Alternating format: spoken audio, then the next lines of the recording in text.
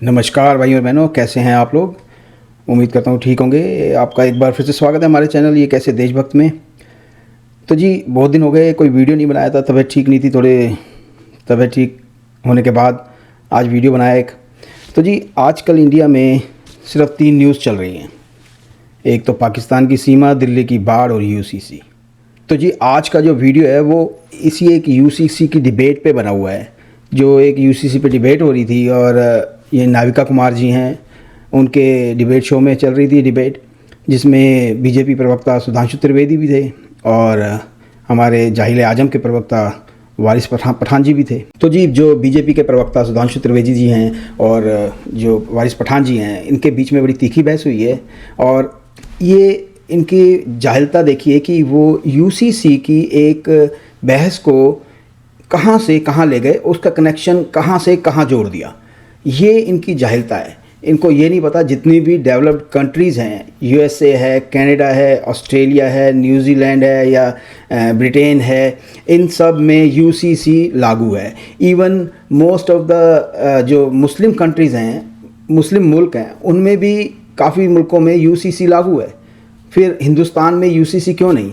और ये लोग उसके लिए इतना घना विरोध कर रहे हैं, घनघोर विरोध कर रहे हैं। ये बात कुछ समझ नहीं आ रही। सिर्फ 3% लोग हैं जो ये काम कर रहे हैं, बाकी जो 97% जो मुस्लिम भाई बहन हैं वो तो चाहते हैं, उनको तो वो चाहते हैं कि ये यूसीसी लागू हो ताकि उनको उनके हक मिल सकें। जो मुस्लिम फीमेल्स हैं, जो बहनें हैं, माएँ हैं, बेटियां हैं, उनको उनके हक मिल सके, पढ़ाई लिखाई मिल सके और एक शादी की उम्र तय हो सके, तलाक के लिए उनको बेनिफिट मिले। जो भी हो उनके लिए कोर्ट के दरवाजे खुलें। तो जी आइए देखते हैं वीडियो को और फिर बात करते हैं। तो जी आइए शुरू करते हैं वीडियो को। सुधांशु त्रिवेदी जी, छतरी खुली हुई है, बारिश का अता पता नहीं। दूसरी बात ओवैसी साहब कह रहे हैं मेरे आने वाले दिनों में जबान को और तेजाबी बना देना, लेकिन ये भड़काऊ भाषण नहीं है। लेकिन अल ईसा साहब आए हैं, वो पता नहीं सरकारी मुसलमान है कि नहीं है। वो सीसी साहब जो इजिप्ट के प्रेसिडेंट हैं, वो पता नहीं सरकारी मेहमान, सरकारी मुसलमान है कि नहीं है। कहना क्या चाह रहे हो ओवैसी जी और वारिस पठान जी, जरा देश के लोगों को बता दीजिए। नाविका जी, वो जो कहना चाह रहे हैं ओवैसी जी की तेजाबी बना देना, उनके दर्द दिल में जो तेजाब भरा है उसे उभर के वो सामने लाना चाह रहे हैं। और क्यों भरा बताना चाह रहा हूं। सरकारी मुसलमान कौन है इस देश में? प्रधानमंत्री जी ने जो जन कल्याणकारी योजनाएं चलाई हैं, 70% मुस्लिम समुदाय के वो लोग हैं जिसको किसी न किसी योजना का लाभ जरूर मिला है। चाहे जनधन योजना का, चाहे मुद्रा योजना का, चाहे उज्ज्वला योजना का और चाहे आयुष्मान भारत योजना का। ये वो 70% तबका है जिसकी की गरीबों गुर्बत पर यह सियासत करते थे। मुझे याद है हमारे बचपन में राम मंदिर आंदोलन जब शुरू हुआ था तो इमाम बुखारी और शहाबुद्दीन क्या बोलते थे? मुझे याद है वोट कब की रैली 1987, इमाम बुखारी ने राजीव गांधी जी को संबोधित करते हुए कहा था, सुन लो राजीव गांधी, तुम्हारी मां भी हमारे आगे झुककर ही हुकूमत करती रही है और तुम्हें भी इस मुल्क में हुकूमत करनी है। तो ये था। फिर मनमोहन सिंह के जमाने में मुस्लिम शुड हैव फर्स्ट राइट था। अब वो चला गया, उसका बहुत मलाल है। मैं तो लखनऊ का रहने वाला हूं। मैंने बचपन में हिंदू मुस्लिम दंगे नहीं सुने, शिया सुन्नी दंगे सुने। अरे साहब, बीजेपी सरकार आने के बाद शिया सुन्नी दंगे भी बंद हो गए। ये है मुस्लिमों के साथ न्याय। आपके जमाने में आपस में एक दूसरे से भिड़ाते रहते थे। बहुत आपने मुसलमानों से प्यार जता दिया। जुनैद की मॉब लिंचिंग हो गई, नासिर की मॉब लिंचिंग हो गई, इखलाक की मॉब लिंचिंग हो गई, पेलू खान की मॉब लिंचिंग हो गई। कभी किसी को गाय के नाम पे मार दिया, कभी को जेएसआर के नाम पे मार दिया। और जब उनके कातिल जेल से छूट के बेल पे आए तो आप लोगों ने जाके उनको फूलहार से स्वागत किया, इस्तकबाल किया, लड्डू खिलाया, बोले बहुत अच्छा काम करके आ गया तू। बिल्किस बानो मुसलमान थी, उसके बलात्कारियों को खुली फिजाओं में छोड़ दिया, बोले बहुत अच्छा काम कर दिया, आओ इलेक्शन का टिकट लो, चुनाव लड़ो। उनको चुनाव में जिता के आपने असेंबली में भेज दिया। वाह, क्या मुसलमानों से मोहब्बत है। मोदी जी खामोश बैठे, आज भी धर्म संसद के नाम पर। तो जी ये बहस तो यूसीसी के ऊपर हो रही थी और ये देखा आपने कि ये वारिस पठान कहाँ से कहाँ ले गए उस बहस को। और बाकी जो इनके नेता लोग हैं, ओवैसी जी हैं, उनके फैमिली मेम्बर्स हैं और जो AIMIM के जो नेता हैं, वो लोग ये सब भड़काते ही हैं। जितना भी हमने अभी तक देखा है, सुना है उनको, वो सिर्फ मुस्लिम भाइयों को भड़काते हैं और कुछ नहीं। उनका भला तो बिल्कुल नहीं चाहते, सिर्फ भड़काने का काम करते हैं। और ये हिंदू मुस्लिम करके अपनी रोटियां बनाते हैं जी, बस इनका और कोई काम नहीं है। जी तो फिर तो मैं भी गिनवा सकती हूँ, कलम छोड़ मैं भी गिनवा सकती हूँ। कन्हैया लाल का उदयपुर में क्या हाल हुआ, ये भी गिनवाया जा बीजेपी सकता के है। प्रवक्ता है या नाविका जी बीजेपी के प्रवक्ता हैं, आप उनको बोलने का मौका दीजिए, आपका टर्न आएगा बाद में। आप एंकर बन बोलेंगे गए तो फिर कैसा वारिस चलेगा पठान जी, आप एंकर भी बन गए। मुझे नहीं पता था कि एडवोकेट के साथ आपको एंकरिंग का भी शौक होगा है। क्या? फिल्म बनाने का आपको आप शौक था, ये तो मैं प्रवक्ता समझती बनेंगे थी, पर बीजेपी के एंकरिंग का भी मेरा शौक है। फैक्ट तो काट देते कोई।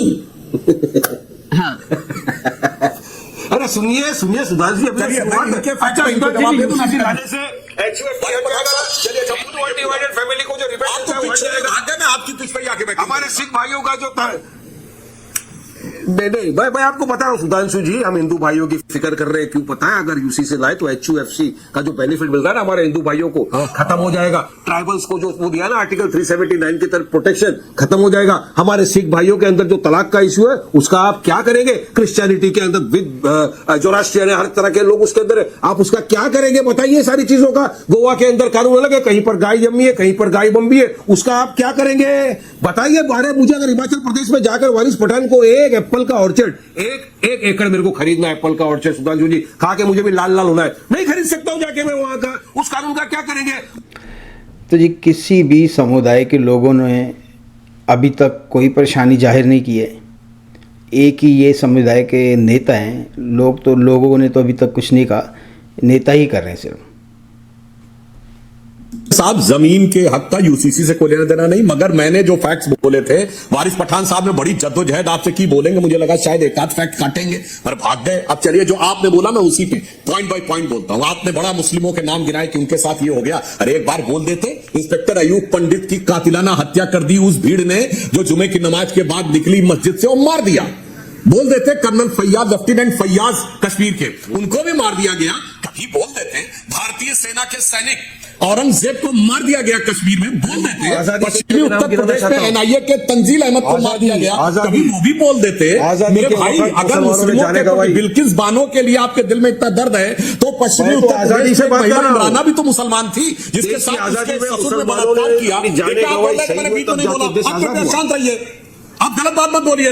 अब पता है आपको, मैं आपके ही पॉइंट पे आके आपको पॉइंट बाय पॉइंट बता रहा हूं। इमराना के साथ उसके ससुर ने बलात्कार किया और फिर मौलवी ने फतवा दे दिया कि अब अपने ससुर की पत्नी और पति की मां हो गई। काश उसके लिए भी बोल देते। मैंने तो आधा दर्जन गिना दिए मुस्लिमों के, मुस्लिमों में भी चुन चुन कर देखते हैं।